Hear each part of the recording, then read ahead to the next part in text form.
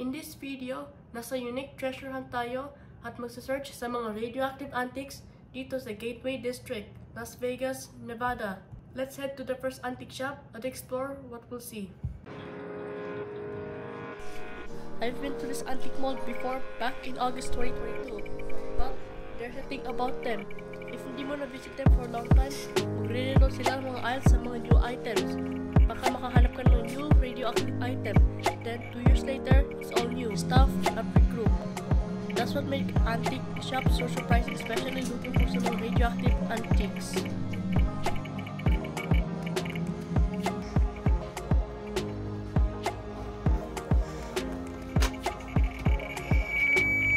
These aircraft gauges are radioactive kasi meron silang radium in them, which makes it more radioactive than uranium.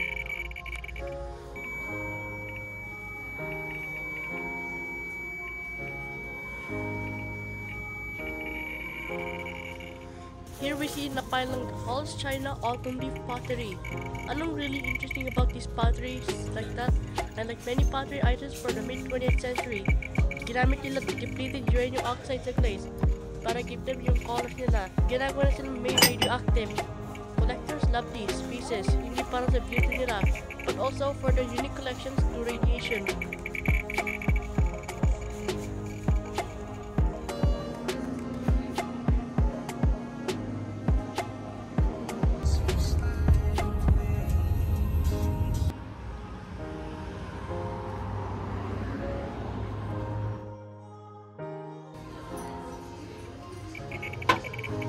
Check this out. Uranium glass nag-glow under UV light.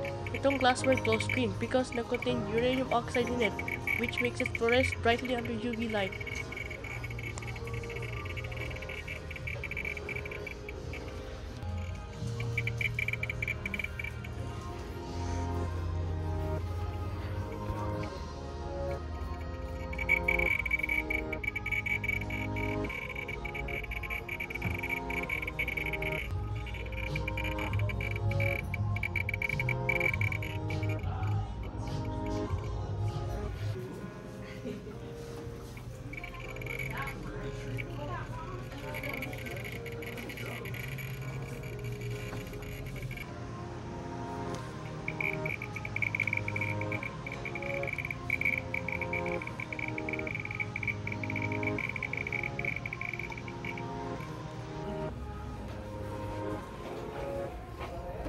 Pag na-enjoy mo tong video, paki-consider mag-like at subscribe and share for more exciting adventures. Thanks for watching at see you sa next one.